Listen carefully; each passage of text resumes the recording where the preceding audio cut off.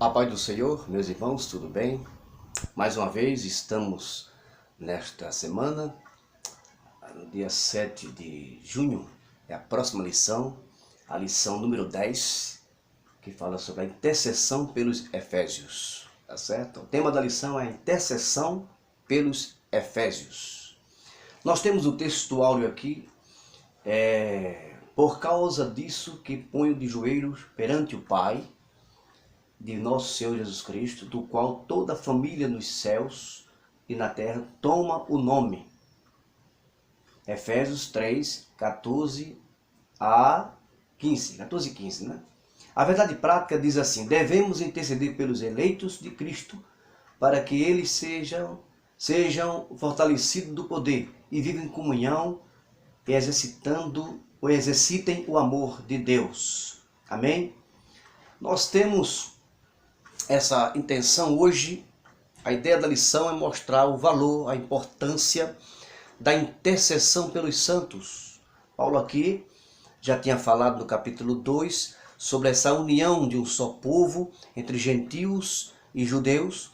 Também falou do mistério revelado, né? E depois que ele fala do mistério revelado, ele ora no texto que vamos ler agora. Amém? O texto bíblico básico da lição está em Efésios capítulo 3, versículo 14 a 21, que diz assim: por causa disso que me ponho de joelho perante o Pai do nosso Senhor Jesus Cristo, do qual toda a família nos céus e na terra toma o nome, para que, segundo as riquezas da sua glória, vos conceda que sejais corroborados com poder pelo seu Espírito no homem interior, para que Cristo habite pela fé no vosso coração, a fim de que, estando arraigados e fundados em amor, podeis perfeitamente compreender com todos os santos qual seja a largura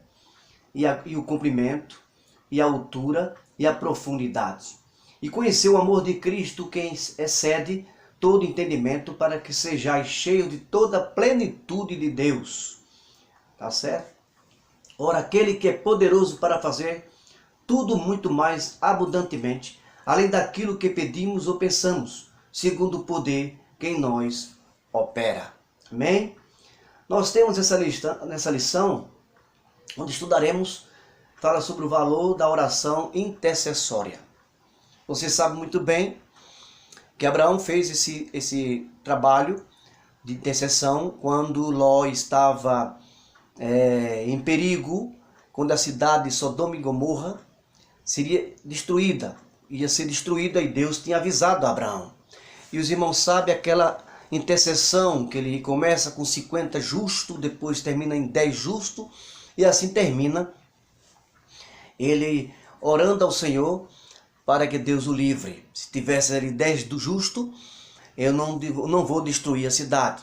E assim, Deus tira Ló daquela cidade e ele fica livre da destruição. Deus livra Jó. Então, o valor da intercessão. É muito importante a gente orar pelos irmãos. Paulo inicia, diz: por causa disso, ponho de joelho perante o Pai, nosso Senhor Jesus Cristo. A introdução é que a gente vai aprender a interceder pelos outros, sentir as dores, né, dos outros, os problemas, as dificuldades, tá certo? Paulo aqui traz, depois de toda a revelação, de toda a informação do capítulo 2, do capítulo 3, né, e chega ao versículo 14, ele já começa a interceder pelos irmãos, apresentando um Deus que é cheio de riquezas. Ele chama riquezas da sua glória. E nós vamos aprender o quanto o apóstolo apresentava Deus à igreja que ele mesmo amava. É importante esse amor estar em evidência na nossa vida. Orar pelos irmãos.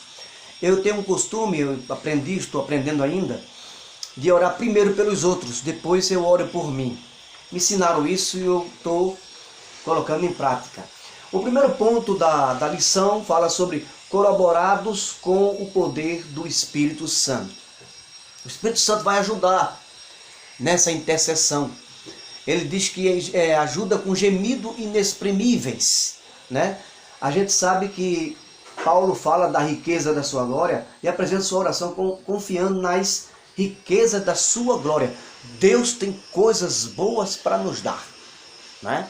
Ele quer dizer à igreja de Éfeso, olha, Deus tem coisa boa, Deus é rico, Ele pode fazer todas as coisas. O apóstolo já havia declarado que Deus é o Pai da glória, no capítulo 1, versículo 17 de Efésios. O que significa que Ele é possuidor de todas as glórias e dispenseiro da ricas e ilimitadas bênçãos. Deus tem grandes coisas para nos dar. Paulo traz essa confiança para a igreja de Éfeso.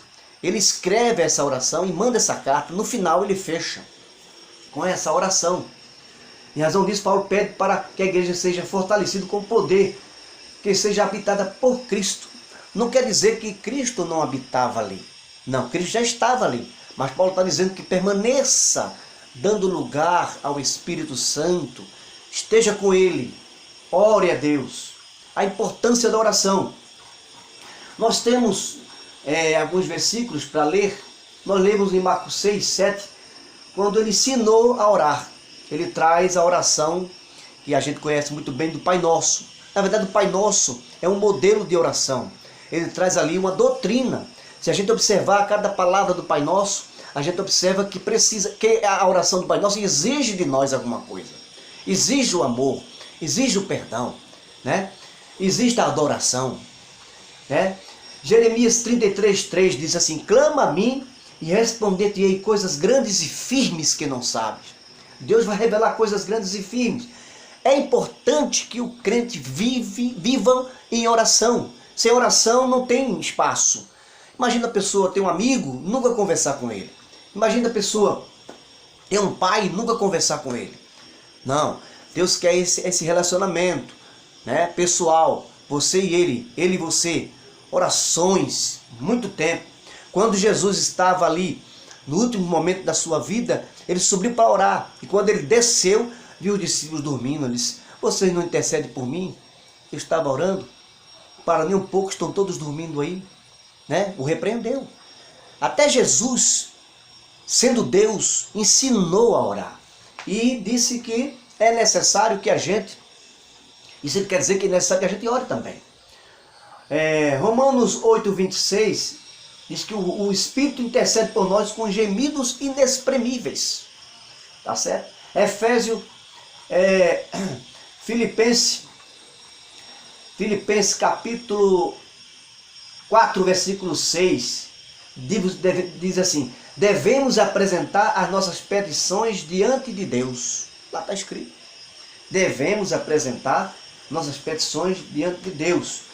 Colossenses, capítulo 1, versículo 3, Paulo diz assim aos Colossenses: graças damos a Deus, Pai nosso, Senhor Jesus Cristo, orando sempre por vós. Paulo não parava de orar.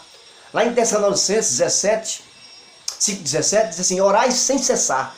Imagina o crente dizer que não precisa de orar. Imagina, é um absurdo, né? Nós dependemos dele. A oração dá a nós a condição de dependentes de Deus. Tá certo?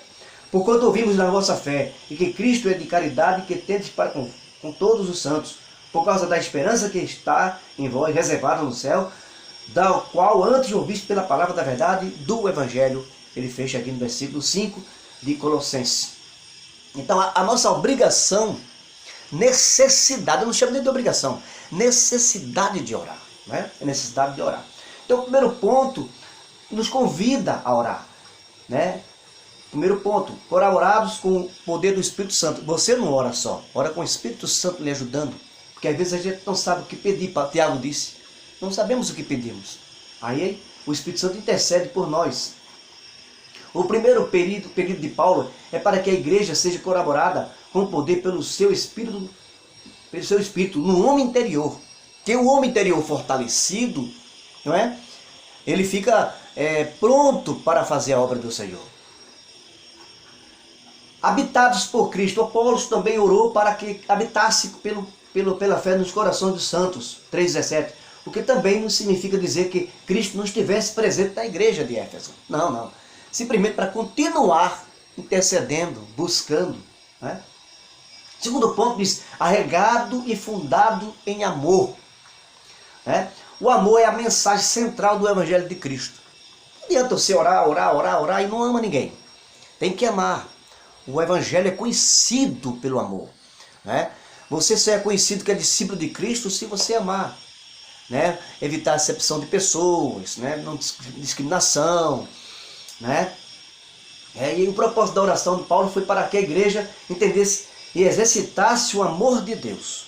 Está em exercício. Porque se ela dizer assim, eu amo você, né? Como diz, olhe para o seu irmão e diga, amo você, isso não é. Isso não é. Você tem que fazer e com que isso passe para os outros. A sua atitude, sua maneira de ser. Foi por amor de Cristo que se entregou para resgate da humanidade. O amor é um resumo da lei e dos profetas. Mateus 22:40. É quando ele se encontra com aquele mestre da lei. Ele diz assim, toda a lei e os profetas. Está aí juntando o amor como principal da lei moral. Né? A prova da filiação com Deus também. Quando a gente ama, está arraigado. Quando se fala de arraigado, é aquela planta que a gente joga semente ali e aquela semente cria uma raiz forte e aquela árvore cresce enraizada, né? Arraigada, alicerçada na fé e no amor. Então esse crente, quando tem o amor de Deus, que esse amor é de Deus no coração, ele não consegue guardar, ele sabe passar, ele passa bem. Amém?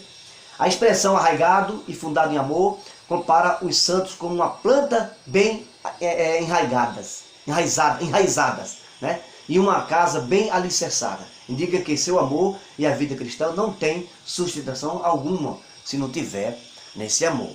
13, 1 e 3 a 3 de 1 Coríntios. Por causa disso, o apóstolo insiste pela total compreensão de qual seja a largura e compreensão e altura e a profundidade do amor divino. O amor divino, ele tem sustentação, né? Tanto está ao lado, né? Ao lado, com os irmãos, com a sustentação do amor com os irmãos, com Deus, né? Na largura, na profundidade. Quer dizer, o amor ele sai naturalmente da pessoa, né? Não é forçar. O terceiro ponto é a bênção de Deus que excede o pensamento humano. Quando ele fecha no versículo assim, ora, aquele que é poderoso para fazer tudo muito mais, abundantemente, além daquilo que pedimos ou pensamos, segundo o poder que em nós opera. Então a gente pensa uma coisa, Deus já tem outra. Né?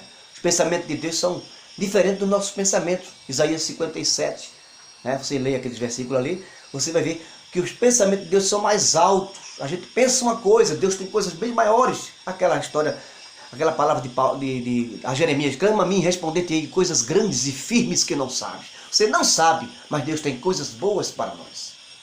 Né? Então quando a gente tem esse tema aqui, a bênção de Deus excede o pensamento humano, para além do pensamento humano. Né? A dimensão das bênçãos divinas, além daquilo que pedimos ou pensamos. Isso indica que Deus pode fazer ultrapassar muito mais melhores anseios dos nossos desejos. A gente deseja uma coisa, Deus tem muitas coisas grandes para fazer. A sua dimensão é muito grande, as bênçãos divinas são maiores. Nesse sentido, Paulo declara que as coisas que sequer subimos ao coração do homem são as que Deus preparou para os que o amam. 1 Coríntios 2,9. A gente sabe que Deus preparou coisas melhores para aqueles que o amam. Então o amor é o fundamento. A fé, o amor junto, faz milagre na terra. Tá certo? O convite para a adoração. Paulo não fecha com adoração ao nosso Senhor e Salvador Jesus Cristo. O convite para a adoração. Paulo encerra seu capítulo com um convite de adoração a Deus. Deus chama, ele diz assim, a esse glória na igreja por Jesus Cristo em todas as gerações, para todo sempre. Amém. Porque toda oração tem que ter um coração arrependido, tem que ter um coração perdoador, tem que ter um coração de adoração, tem que invocar o seu nome, tem que adorar o seu nome e tem que estar amando aqueles que o cercam. Amém? E para fechar, o resumo da lição, eu vou dar um resumo do primeiro, segundo e terceiro ponto. A lição parte de um pressuposto de que temos o dever de interceder uns pelos outros, em amor. Há uma corroboração de crente que intercede com espírito. O segundo tópico também destaca a necessidade de que a igreja está arraigada e fundada no amor de Deus. Assim você deve mostrar que Paulo enfatiza a necessidade de toda a compreensão do amor de Deus e o crescimento espiritual. Quando é que o homem está bem espiritualmente? Quando ele ama. Quando ele ora, quando ele ama, quando ele está em contato com Deus. Tem um versículo, tem um hino da harpa cristã, guarda o contato. 77 da nossa harpa, se eu não me engano. Né? O terceiro tópico conscientiza de que Deus é capaz de fazer muito a mais além do que pedimos, ou seja, as bênçãos espirituais são ilimitadas e está disponível ao cristão. Deus pode todas as coisas. Deus é grande, poderoso. E o nosso dever é estar orando, porque Jesus disse assim, vigiai e orai, para não entrar em tentação. Existem algumas doutrinas aí que não precisa orar. Eles dizem, não precisa orar. Só decrete, só declare, só o quê. Não é assim, não é por aí, não é por aí. A gente crê na palavra, mas a gente somos dependentes de Deus.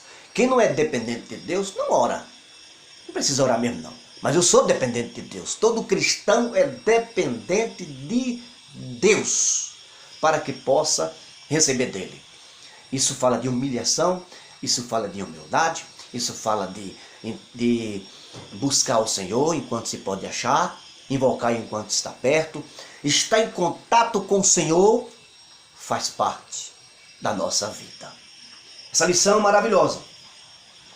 Eu posso falar muitos versículos aqui, mas o mais que eu falo, é melhor orar. Vamos orar para que Deus afaste todo o mal, livre de todo o mal, né? Toda a dificuldade. A palavra está em nós, sim, mas nós somos dependentes de Deus. Devemos sempre interceder pelos outros, como Abraão. Paulo intercedia pela igreja de Éfeso. Ele amava a igreja de Éfeso. Ele tinha cuidado com a igreja de Éfeso. Era a obrigação de um pastor, é a obrigação de um evangelista, é a obrigação de um crente, é a obrigação de todo crente. Obrigação no sentido de dever, de necessidade. Nós somos necessitados de orar a Deus. Dependemos 100%, porque só temos 100% para dar. Mas se podemos dar 200, seria interessante. Deus abençoe a todos. Essa é a lição do domingo. A intercessão, a oração, através da oração de intercessória, né? A oração intercessória do crente. Paulo aqui traz essa observação. A intercessão pelos Efésios. A lição do domingo agora vai despertar muitos crentes que estão sem orar para orar. E aqueles que estão orando, orar muito mais. Nós precisamos estar em oração. Que Deus abençoe a todos. Amém.